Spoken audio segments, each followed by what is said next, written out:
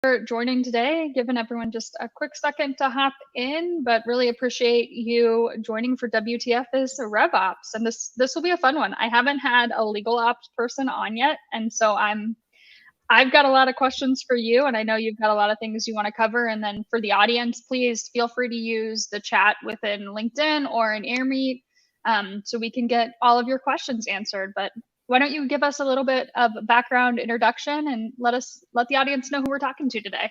Yeah, absolutely. Thanks, Molly. I am Krista Johnson. I head up legal operations at Lexion. We are a legal tech startup focusing on helping you get your deals done faster. I have spent the last 7 years working with sales teams on the legal side, both as a contracts manager, helping negotiate deals and get them done, but also on the operations side and figuring out how our teams can work better together to support the company and drive revenue.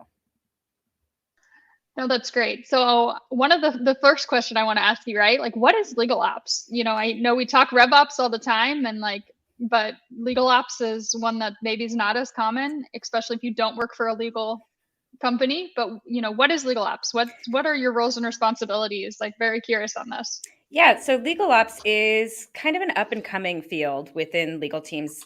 Legal tends to be behind the ball when it comes to every other business team. Even for like KPIs and things like that, we are just starting to kind of get started on that now. So what we do is we focus on the operations of the legal team and how we can better work with our internal business clients. So often sales to drive revenue, but also finance, engineering.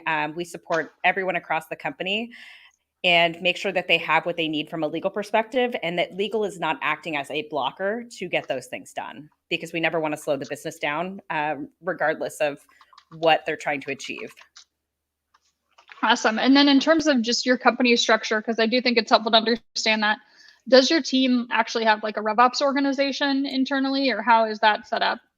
Today, we do not. We are looking to make our first RevOps hire very soon. We just raised $20 million and announced that last week. So we're going to have a lot of scaling going on both the legal and sales sides.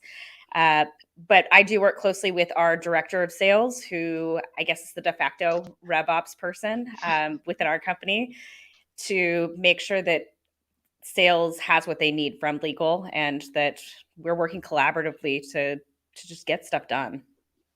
What's this you're going to get a bunch of fun questions from me, so apologies for the random fire, but when you think about like what's one thing that you wish like your sales counterparts would do that would make your life a lot easier?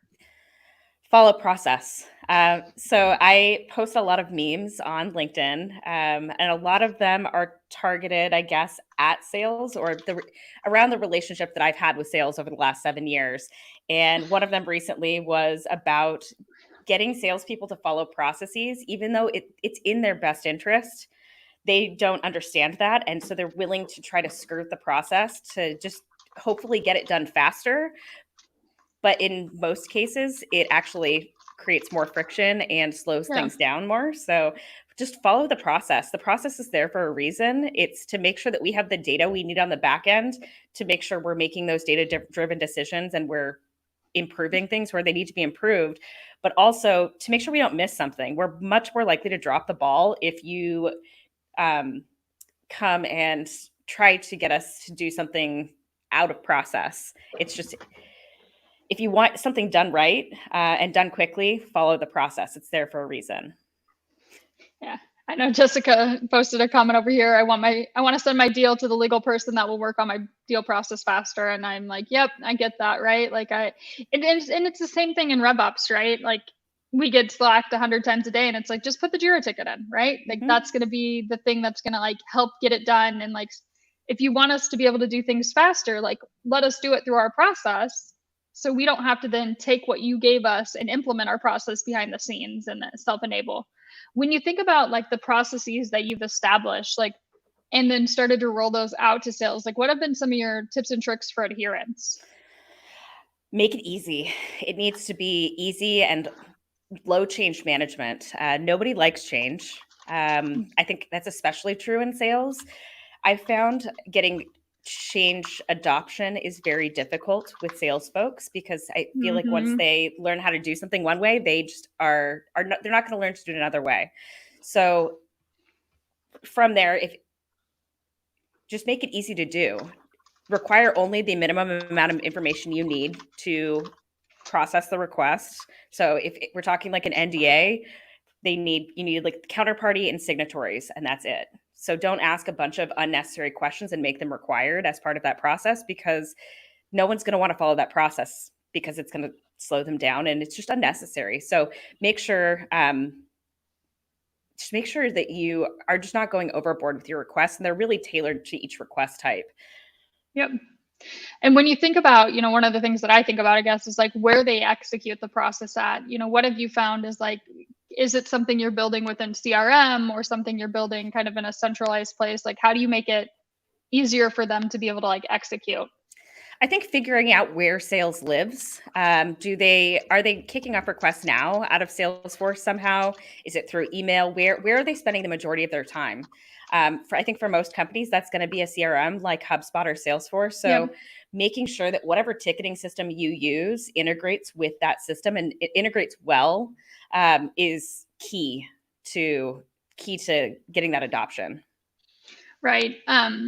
When you think about like the strategies for like the operational efficiencies, so we've talked about, process being key and like making sure you've got process adherence, process governance, and like good process reducing unnecessary burden, right? Trust me, like you can ask a salesperson to click one more button and it's the end of the world. So I totally get it. And I'm notorious for ragging on salespeople, but I have tons of respect for them. So just know you're just my low hanging targets mostly. What are some other kind of strategies for operational efficiencies and best practices? I think taking the time to really understand why each team is doing what it is doing and why it's pushing for what it's pushing for. So sales, it's often they're pushing for things to move faster because time kills deals, right? Yep. Legal, on the other side, is pushing to make sure all these things are done to manage risk. So if you can understand where each party is coming from, like any other relationship, it's going to be so much smoother and less adversarial. I feel like the sales and legal relationship is just unnecessarily adversarial. We're on the same team. We have the same goal. It is to help the company move forward. So why not kind of look at it that way and really work together collaboratively to get that done, rather than creating unnecessary friction. I think especially one of the things I like to do is regularly check in with the sales RevOps leaders to make sure things are going well. Let's sit down and give each other feedback and interview each other and find out what the pain points are today and how we can kind of fix those as part of our roadmap going forward. Yeah, and in operations, right, we use the word efficiency a lot. So when we think about, what are we trying to do from an operations perspective, and measuring our performance, in RevOps, we talk a lot about obviously impact to revenue, but it's because we're not direct sellers, it's through efficiency. And, the buzzword in the world today is productivity. What are some of the efficiency metrics, like from the legal ops perspective, that you're really measuring on, and like what are kind of your North Star things that you hold yourselves accountable for? I think hitting SLAs. So us hitting our SLAs, I kind of think is akin to like the slip rate Yeah. that you see on the sales side. We also look at time to close, much like sales does. We want to know how long it takes us from the moment a ticket is opened. How long does it take us to close that contract? We look at things like win rate. How many are actually going out for signature versus being closed down early? I think time spent on each contract type is incredibly important. There are definitely low hanging fruit, like NDAs, where there's just no reason a legal person really needs to be touching them most of the Yeah. time. So looking at whether or not that's a wise use of time and how you can then use those resources elsewhere to focus more on things that are actually driving that revenue. Yeah. And when you think about, I was going to go with this, with the like win rate piece, or like what the right point in time, right, to start contracting, like how much involvement does your team have in like making those recommendations? Like at what point in the deal cycle does it make sense to bring legal in? Are we looking at like wasting our time by bringing things in too early in the process? Like, have you looked through that analysis ever? I haven't. I think as we start to scale here, that's definitely something we're going to look at. I think for the most part, most companies bring legal in at the proposal stage, which for, Yeah. I think most deals, depending on the ACV, that is probably the right call, because that's the point where you're starting to get to beyond just general commercial terms and you're really Yeah. getting down to the nitty gritty. But I think for more complex deals, the big enterprise deals that maybe your company doesn't do all the time, those are the deals you want to have legal involved in from the beginning. Yeah.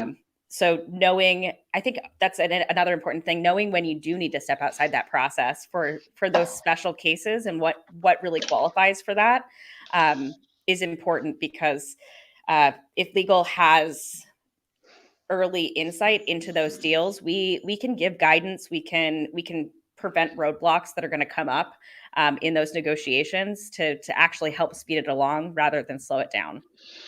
Yeah. And how do you, so yeah, right. The fun joy of like exception request. How do you like map that out? Right. So like it's, the process within the process, and make sure it's like very clear when there should be an exception. So one, it doesn't get missed, and two, it doesn't get abused. I think that comes down to sales leadership. You need an approval process for Yeah. those exceptions. So is this truly one of those exceptional cases, or is it just somebody trying to skirt the process to get something done faster? And we really have to leave that up to sales leadership, and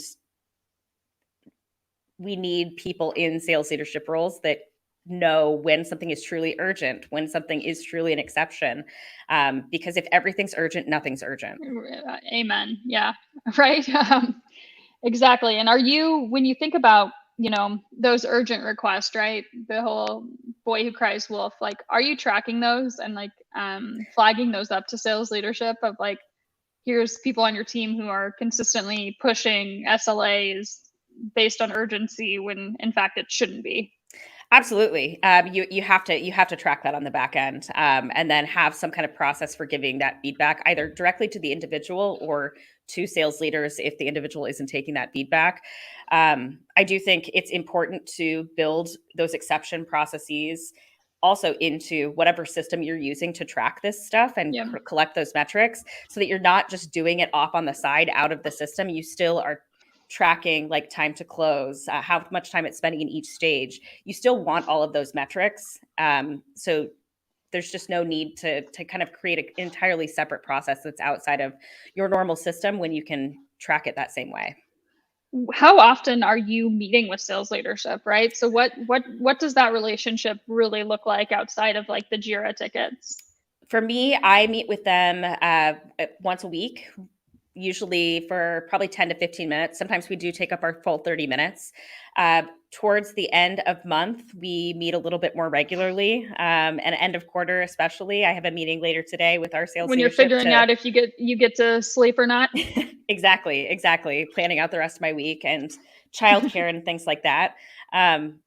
So yeah, I mean, I meet with them regularly, and I'm not scared to push for it, because I think Yeah. a lot of times sales leadership and even RevOps, when I've worked directly with RevOps leaders in the past, they just don't see the need for it. But ultimately, and I've never actually tracked data on this, but I think ultimately it does end up being a good use of time versus just another meeting on your calendar. Yeah, I'm curious, like if you're ever have been, and I think this would always depend on kind of the stage of company, but if you've ever been involved in like the forecasting meetings, right? And understanding truly like, especially if the organization has an enterprise team, right? In being involved in those conversations to having like the foresight of what might be coming. I haven't to date, and legal typically is not Yeah. involved in that at all. I do think that there is changing tides where, with chief legal officers and GCs having a bigger seat at the table, that they at least are involved and are hopefully working with their legal ops teams to help that information trickle down and let them give guidance. But Yeah, and I think some of typically, it goes no. into like how flexible your legal team is, right? So like how many of your contracts generally red line versus don't Mhm. comes into play too. But if 80% of your contracts are non-standard in an enterprise environment, like you want that runway because your 1-day SLA is probably not good enough versus your SMB clients where your standard might be okay.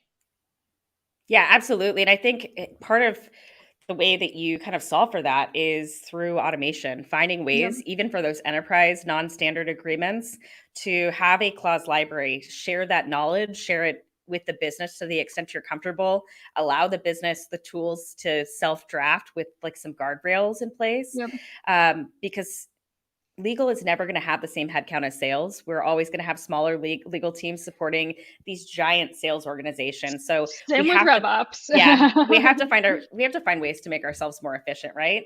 Yep. And find ways to make sure we're using our time well and using those automated processes where we can. And are you seeing like I that's such a really interesting concept, right? The like like it's almost like the training wheel adjustments, right? To like help self-serve to push over. Would you see like the rep actually being able to do that, or would you expect like more of like a deal desk or somebody to manage that? I think it depends on the structure of your organization and probably the volume of contracts that you're processing, the type of customers you're processing contracts for. Deal desk makes sense where you have a lot of high volume, low ACV, SMB, maybe even large customers where you're able to identify like a group of standard fallbacks that are where it's pretty consistent trend, like, hey, remove the automatic renewal, like those types of things. It's where it comes down to having to make a decision between, say, like 3 options that are maybe a little bit more nuanced. That's where I would want to see that maybe get pushed to legal. But I've worked with some fantastic deal desk people who have in the past helped take that work off my plate. So I have somebody reviewing order forms before they go out. I'm not having to carry that work in legal myself because it just doesn't make sense. And it's not a good use of my time when I could be negotiating something that has an ACV that's 3 or 4 times what this small SMB order form is. Absolutely. So, and let's pivot maybe and talk about deal desk, right? So like from your experience, what have you seen really set like deal desk organizations up for success, and like, especially with how they work with legal, but just even operating functions? I think you need a very transparent organization, relationship between those 2 teams, at least for that to work well. I always want our deal desk to feel like they can come ask questions and not feel like they are going to be made fun of or made to feel stupid. A lot of deal desk people, they do not have a legal background, so they're just not going to know things that folks in legal know. I think also setting very clear expectations of like when things are done, what approvals are needed, laying that out very clearly, and then having a plan to revisit that regularly so that you're updating anything that's out of date and they're not operating from old information or putting the company at unnecessarily at risk because they're using something that was approved 6 months ago that today we shouldn't be using. Where should deal desk report into, like from your experience, right? Where do you see that best fitting into an organization? And you can answer it depends, but then explain, because I think that's anything that has the word ops in it it depends. For sure, especially within legal. I think that legal, that's our favorite answer. I do think it depends. I think most of the time it makes sense for them to report into RevOps because they're a kind of a door to getting that revenue work done that is mostly commercial. If they're doing a little bit more on the legal side, maybe helping with things beyond order forms, so DPAs, subscription agreements, then that's when they should potentially be reporting into legal. But I think we don't see nearly as much of that as we do where they're working on, quotes, order forms, SOWs, things like that. Yeah, and I think, with Deal Desk in particular, they've got a really, really interesting role because when you look at, I think we all have interesting roles, but when you look at where that functionally goes, you go across legal, you go across finance, you go across, sales, and you go across operations, and like you really are straddling kind of all of that. And technically, in a lot of cases, product pending your organization, there's a lot of collaboration. there, especially if you do payment functionality pieces or have to start applying like back-end discounts and all of that. So a lot of respect for the people in that role, because they're definitely getting hit and have a lot of stakeholders they have to answer to. So no, that's good insight. In terms of like reporting out your KPIs, right? Or, actually, I'm going to take a step back. Talk to me. I don't know how your organization sets goals, but am I going to just assume you're like 90% of the companies that use like an OKR framework, but really Yeah, I mean, I am in a unique position where I wear quite a few hats. So I think I'm constantly trying to drive things forward, but I don't necessarily have like a set goal I'm trying to get to at this point. I would like to get You're to just that trying kind to of survive. framework, pretty much. And I think that's true of a lot of legal teams. Yeah. And even within legal operations, I don't think we don't have the silo that a lot of other ops teams have, where in legal, we're kind of bleeding into doing the legal work and doing all of that. And it makes our roles a little bit more tricky, just from even a metrics perspective. We're also new to metrics. We have never really had metrics before, other than headcount, maybe like total number of deals done. We just don't have the tools, and our leadership is typically not willing to invest in those tools to give us the metrics we need. So I think a lot of legal ops leaders, unless you're at a very mature organization that's had legal ops for a long time, you're still trying to figure it out. So, I mean, I know we tripled the amount of deals we did last year from the beginning of the year to the end of the year. We didn't have a set goal on kind of where we wanted to get to. And obviously that's driven a lot by sales too. But just seeing that forward progress is what I'm looking for at this point. No, that's great. And now that you do, it sounds like you do have the system to be able to start to track, right? You can start to get your baselines, and to your beginning point, is like, if you don't have process, like you really can't measure it. So like the first piece is like, let's get the process in place so that we can track against something consistently. So I know we've talked a lot about like legal ops and sales. Let's talk about like legal ops and some of the other like pillars that sit, within a revenue organization. I, as a RevOps person, spend a lot of time with the legal team and marketing and understanding that. So I'd love to learn more about kind of your relationship with other departments. So I think we're unique again because we are a legal ops company. So being that it's a legal ops tool, we do work more closely with marketing than we would in more organizations. But to be honest, I have not had a ton of experience working with demand gen and things like those that are helping drive things into the funnel. Like I've had before I've worked here. It's really more like reviewing collateral, making sure that you're not breaking rules when it comes to legal. Even like shared metrics and things like that across those two teams. It's just not something I've had a ton of experience with personally. Yeah. So are you doing in today's role, like a lot of content reviews as part of kind of the sales ops function, or not a whole lot? I think it probably depends, but would that fall under sales ops? Or legal ops, sorry. Yeah, we do because we are the audience. We are a small team. My boss is the chief legal officer at Lexion. You're in a fun position because you're your target market, right? Exactly. So not only are you making sure it's legal, but you're also making sure it resonates. But I mean, we sit in on marketing meetings every week where we go over those metrics. We sit in on sales meetings every week where we're looking at how the BDRs are generating leads. So we do get to see a little bit more behind the scenes, which has been really unique in this role. And I do hope in roles going forward, I'm still going to have a little bit of a seat at that table because at the end of the day, legal is very good at solving problems. It's kind of what we do. So why not bring us and leverage us even for business problems? It just makes sense. Yeah, it's interesting, right?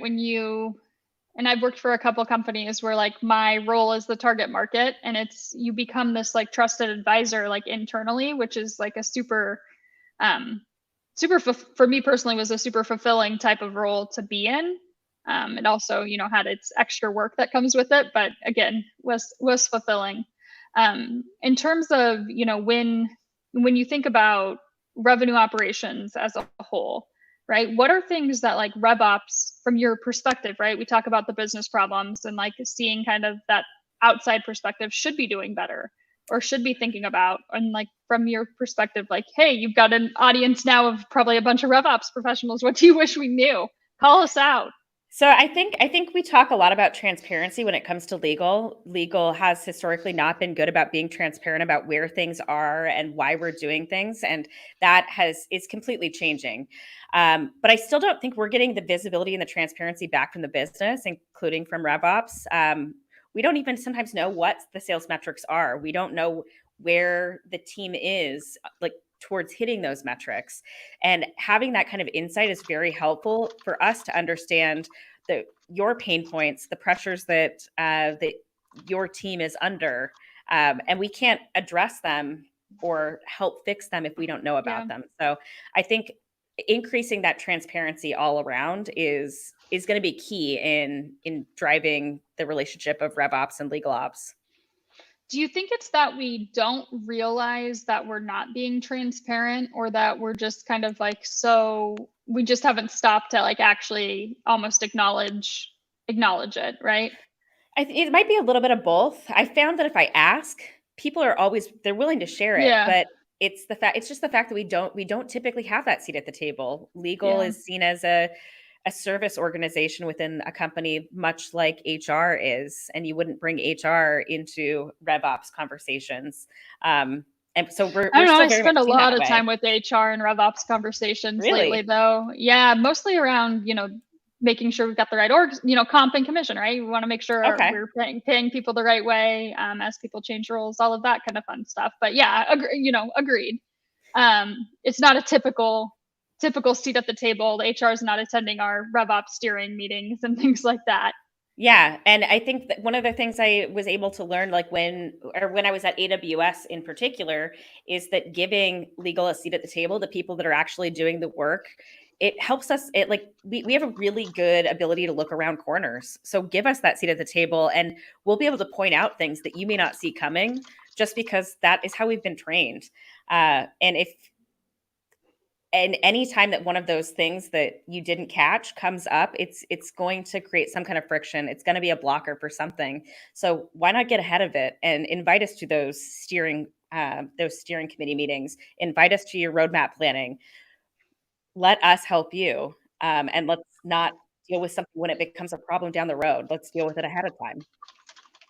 Yeah, absolutely. No, I think that's great advice. And I think, sometimes it's like you've just got to ask for an outsider's perspective, right? And people who aren't as close to the problem or the challenge or the issue, and just see what their perspective is. And I think that's a good relationship to foster. I think, unfortunately for you and your profession, like legal is sometimes the scary beast, right? Like, and mostly because they tend to be the ones who tell us no on things a lot. And so you kind of pick that. So part of it's probably like, how do we build those better relationships that are based on like the collaboration and like that trust and mutual respect versus we only go to you when we want something, and generally you're telling us no.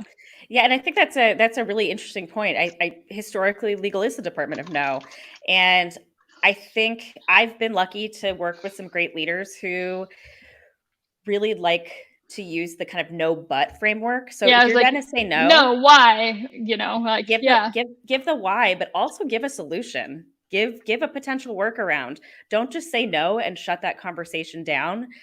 Otherwise, you're just always going to be that department of no. You're always going to be the bad guy. You're going to be the person no one wants to go to. Make yourself that strategic person. Put yourself out there. Help solve the problems.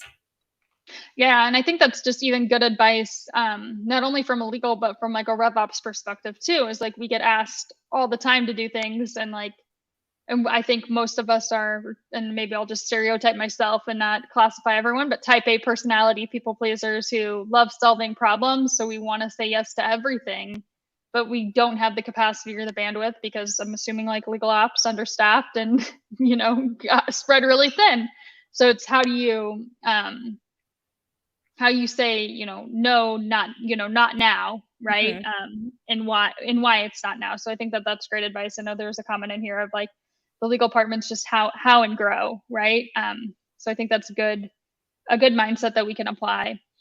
What are some, so from your experience, some real examples or case studies like that demonstrate kind of the benefits of the collaboration and like what those outcomes are that might be a little bit more tangible in context, right? For sure. I think so. One of the things that I monitor is a different type of deal volume. So a different type of contract volume, and look and break the data down to see where the bottlenecks are and where legal is unnecessary, is accidentally becoming a blocker, not intentionally, but it's just, we don't have the bandwidth to do everything.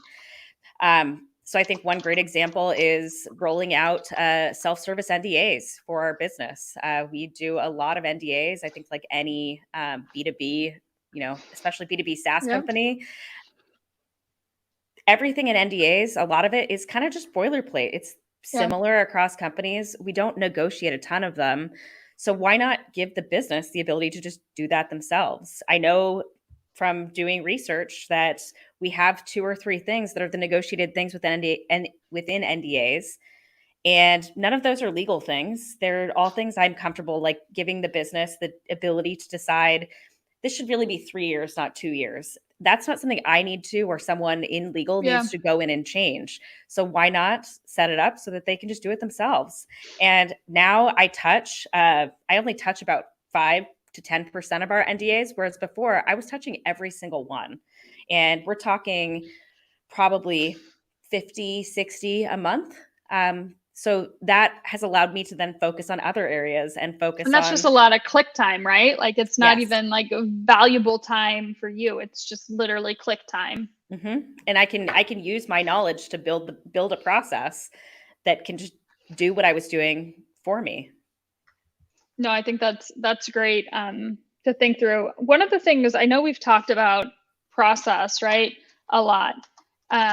When you think about like how you enable process, what have you found? What have you found is the best way to actually train on new process and like actually roll out process, right? What's the vehicle? What's the like documentation look like? How do you do that? I mean, it depends on the complexity for sure. Let's take like the simple like a simple MSA type process. So I think the first thing you always have to start with the people and find out what are the pain points? What am I trying to do here? What am I trying to solve with this? From there, I will kind of come up with a proposal that I typically will run by sales leadership, maybe a select group of account executives or CSMs that are going to be actually following the process. If it looks good, I'll go ahead and start building something. We might go through a couple of iterations of feedback where they're like, this isn't quite right, or this isn't really what we need. We need this. From there, I usually will do some kind of early beta. I'll take a couple of people and just have them go through the process a handful of times, just as they're doing their day-to-day work.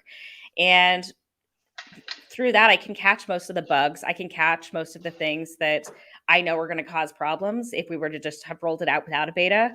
I'm currently doing one of these right now and kind of trying to fix the bugs on the fly as I can, and then roll it out. So I usually will sit in on one of our sales enablement meetings and do a training. The training's recorded so that it can always be gone back to. For something that's simple, documentation might just be like a paragraph, like with some bullet points saying, okay, this is what you do. And I always like to explain the why right up front before I give those bullet points, like why we are making this change and what is in it for them. I think that is also key, especially when it comes to sales and CSMs, is they want to know, why is this good for them? So I try to set that up right up front. And then it's just iteration. It's that concept of the flywheel, that you should always be improving and iterating on any process that you develop. So getting regular feedback and implementing that on the fly, rolling out new versions of what you've done. It just kind of depends on, again, the complexity, but you should always just be improving. And I feel like the change is never done. So you just have to find a way that works for you and works for your org to keep that happening. No, absolutely. When you think about like more complex documentation, right? And you're doing a more complex process. Have you found that, obviously, like, I think we try to take like the let's train approach and do the video, but like in terms of the written, like, have you found that more process maps are easier? Is it, very much like screenshots of the tool and the clicks and that? Like, what has been kind of your preferred approach to like more of the complex piece? So, as somebody who's neurodiverse, I recognize that everyone learns in Yeah. very different ways, just across everywhere. Some people learn well from videos. Some people learn well from um, written instructions. Some Yeah. people learn well from diagrams. Some people want to see Yeah. screenshots. So, I think thinking through the best ways that people learn, having both like a wireframe of what the process is, but also having screenshots of what that actually looks like, having like a written step by step. Some Yeah. people prefer that, and then just having that video on demand someplace and easily accessible. So that you're not having to constantly redirect people to that, having all of that information in one place that is easily accessible by the people that are following the processes is really important. Yeah, and that's been one of the, and I'll be vulnerable here. Like, one of the challenges that we run into a lot is like, you can put this great material in place, but like, what's the shelf life of it, right? So the hours you spend on the material versus, it might change in a week, sometimes in a week, sometimes in a month, and then you're, making the updates all around too. Yeah, knowledge management is really tricky. It's something I have struggled with, and um, doing anything that feels like super formal it's going to be tougher to update. But anything that feels like informal, like a shared Google Doc, I think Yeah. feels like it's going to be taken less seriously. So you do have to think, I think, thoughtfully about that, but you always have to have that plan to update. So whether you're building that into your roadmap Yeah. or something, you have to have a regular cadence to evaluate that to make sure the knowledge is up to date. Because otherwise, what good is it? No one's going to go Right. there.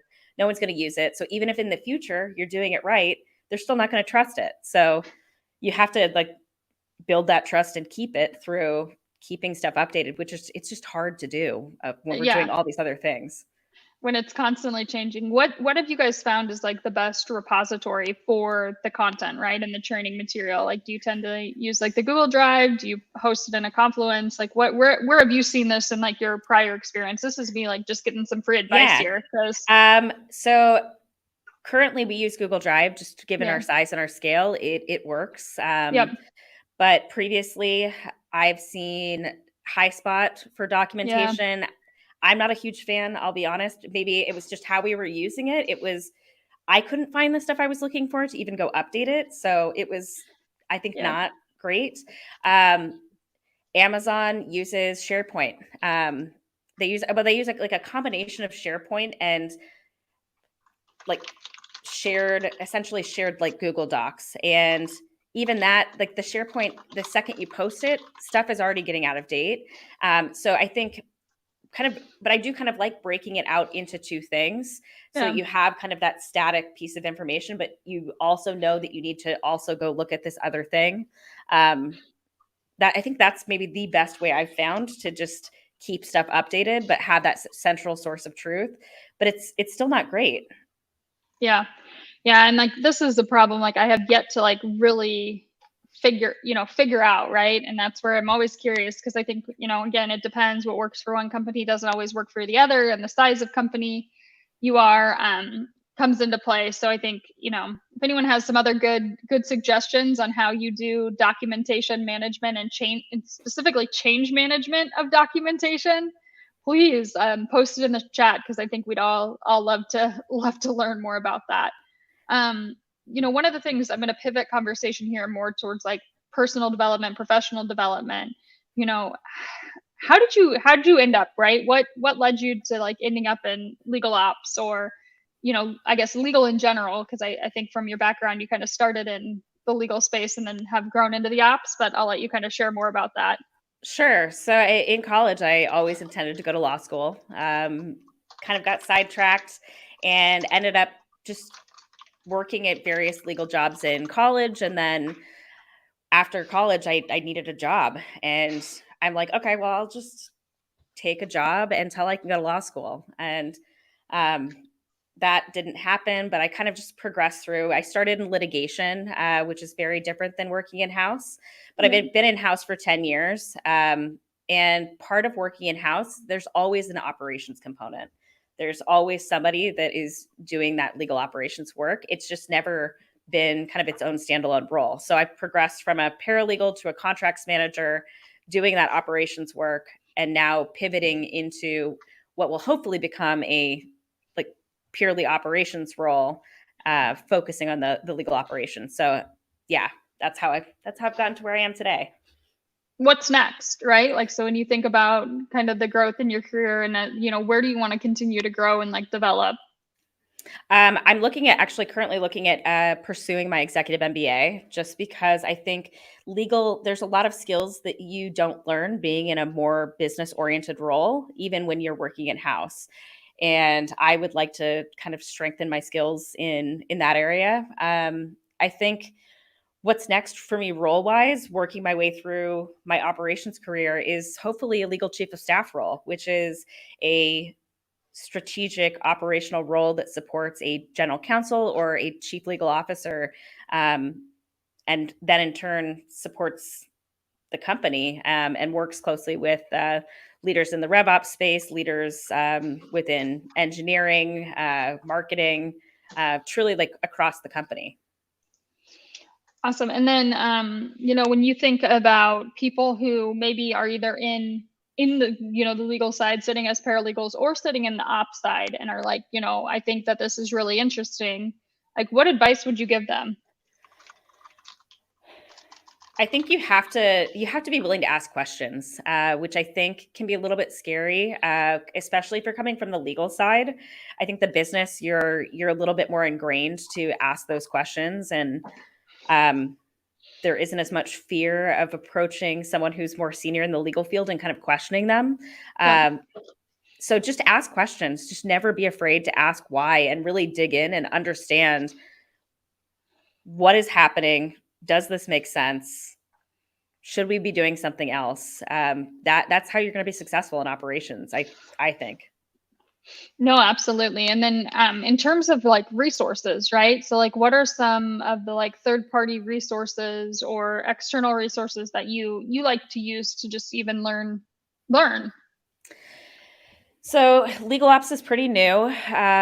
We don't have a ton of dedicated resources, but there's obviously a lot of just operational resources generally across the internet. But Clock, I think, which is the Corporate Legal Operations Consortium, is the largest legal operations group I think in the world. They host a huge conference every May, so that's coming up in a couple of weeks, where they have tons of different sessions and ability to like network and learn from your peers. That's, I think, where I've met most of the people that have kind of really helped push me in this field. And I think building that network of people to learn from as this area grows is going to be key in helping drive legal operations forward.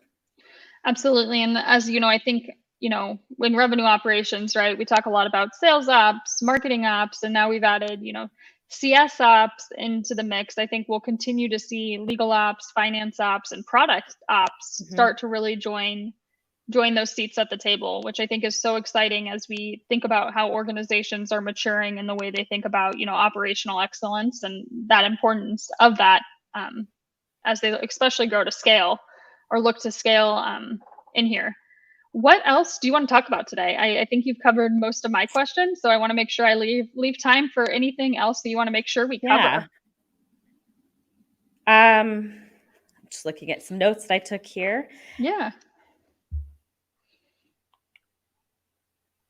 I think helping the business understand that the process exists to get us better metrics is like no one likes process, and I feel like process feels like a dirty word. You say it, and people just immediately kind of clam up. But it's like rules, right? Like no one wants rules. But it really is helping us make better business decisions. It's helping us alleviate some of this administrative work that we are seeing that's just low value. There is a good reason for doing it, and it's going to change between different organizations. But we need to make data-driven decisions, and we can't do that without metrics, and we can't get metrics without process. So Right. I think that's my like biggest takeaway. Legal's not scary either. We are also just normal people, I promise. There is no reason to just not loop us in. We Yeah. are here to help solve problems. For RevOps, legal's biggest impact within a business is going to be revenue generation. That is what our efforts are really centered around. Yes, we work on some HR matters. We might work on some stuff on like open source code, trademarks, IP stuff, but most of what we are doing is helping the company make money. So I feel like we just need to do a better job of working together to get that done. No, I think that's great. And I think, one of the things that I specifically talk about, like with the companies that I feel like you go in and they don't understand the value of like RevOps, is like do the lunch and learn, right? Like Mhm. have your, walk around deck and like educate. And I think, even just having legal showcase that, like, oh, here's how many, contracts we did. Here's what our SLAs look like. Like, this is what we're really doing on the back end to like impact the business, and like opening up that forum, like makes it such like a friendly place. And like, even in RevOps, like if you're not, bragging on yourself, right? Like no one else is going to brag on you, nor are Mhm. they going to understand like what you're doing, right? So like make sure you're showcasing your wins, especially when you're in this like support function, because you're not getting the praise and glory for closing the deal, but you are just a much a part of closing the deal as the AE is. Oh, 1,000%. Something you just kind of touched on too. In addition to lunch and learns, these operations teams should be involved in planning onboarding processes for employees and making sure employees like different sets of employees have the right information they need to work with these teams and to know where to go. I feel like not a lot of that is done today. It's mostly an HR siloed process. So involve legal so that people can understand how their team works with legal. Involve RevOps so that a customer success specialist can understand how and why. I Yep. think doing the putting that effort in up front when you hire those employees is going to set everyone up for success as well. Yeah, and I mean, and I've worked with some great legal people, right? And the one that I worked the closest with, especially in the marketing side, as we looked through like compliance and governance as it related to GDPR and Castle and all those wonderful laws out there. It's like my job is not to tell you yes or no, right? My job is to inform you of what the risk is to the business and like help the business make the right Mhm. decision to mitigate risk, right? Like, Yes, I mean, it's not your job is not to come in and say you can do that or you can't, right? It's to help educate and inform and like support the business in these business decisions. And I think absolutely. that was a really good firming of the relationship, right? Yeah, and I mean, I think a great way to really start building that relationship if you don't have a good relationship between teams is it's to sit down and look at what everyone's metrics the KPIs they're capturing, and Yeah. understand how those map to each other, even if it's just between sales and or RevOps and legal. Um, we both look at time to close, but we look at it differently. So how can we kind of look at both of those metrics in conjunction with each other and figure out how to move things through deals better? So often things are stuck in counterparty review. On the legal side, so how can we work better together to get that pushed out, and how does that map to where it falls in a sales cycle at that time? So I think there's just so many things that we can do cross functionally, amongst operations teams generally, that we aren't doing a great job of today, but Yeah. I hope that we'll start doing a better job in the future. Absolutely. And Chris asked the question, would you say that legal relies on contract lifecycle management solutions to streamline their workflow from contract creation to redlining, such as DocuSign, CLM, or Nintech, DocGen? What are your thoughts there? Absolutely. So a lot of the tools that are being used in the business today, legal is kind of forced to use. So a Jira, smart sheet, we are just kind of forced to use these other tools. Start investing in tools that actually make sense for legal, so that we're not having to create these like very weird custom things that often break. Let us use our own tools and let's figure out how to integrate our tools together rather than forcing legal to use tools that don't make sense. CLMs today capture an amazing amount of data, from contract generation all the way through the expiration and termination of a contract. So let's take that information and learn from it. What would be like your ideal stack, right? So like if you think about, legal ops, like what sits in your stack? Like what are your must-haves that you need to support your team, your work? So I think, well, for me, I would obviously recommend my own tool as an end-to-end CLM, but take the plug. I'm very bad at that. I'm not a salesperson. You need a good end-to-end CLM solution. Yep. So that could be in two pieces. Ideally, it's one tool though, because if you're buying two tools, kind of what's the point? Even if they work together, they probably don't work together perfectly. E-billing and matter management is key on the legal side. That's something that's a little bit more siloed in legal for sure. What else? Even just things like Slack for information sharing and making sure that you have that kind of safe space for teams to come to you, whether that is Slack or email or something else. Yeah. Ability to just collaborate on documents too. So whether you're able to do that through your CLM or through Word or through Google Docs, it's going to be much more efficient to be able to collaborate kind of on the fly in a tool than it is going to be to like exchange emails and just wait. Yeah, absolutely. No, that makes sense. What other kind of advice do you have for the RevOps community, for the legal ops community? Like any parting words of wisdom or food for thought? So I think something that's really good to know is like 20 to 30 years ago, in-house legal was not a huge thing. And now we have, like, every company has an in-house legal team. Legal is very behind the times. Do what you can to help us speed that up. We are working on trying to figure out how to shift from looking at all risk to just kind of looking at like, what is the actual risk? Help us do that. Help us understand what the risks are from your perspective, what the problems you see from your perspective are. We're here. We want to level up, but we don't always have like the resources or the people. So let's work together to get that done. No, absolutely. Love it. Any other, final questions from the audience? I know we've had a good group on today, and I really appreciate the time, your willingness to share your experience with us. Absolutely. This has been fantastic. And please reach out to me on LinkedIn if you want to connect or you have any legal ops questions that are burning. I'm more than happy to answer them. And I'm going to drop your LinkedIn in the chat if that's okay with you. Yeah, absolutely.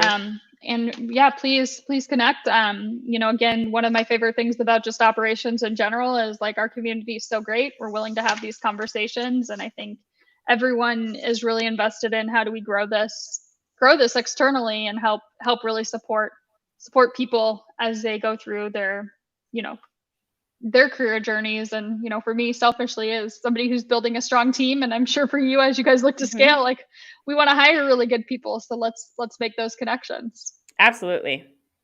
All right, well, thanks so much for joining today, and I hope everyone has a great Wednesday. You as well. Bye. Take care. Bye.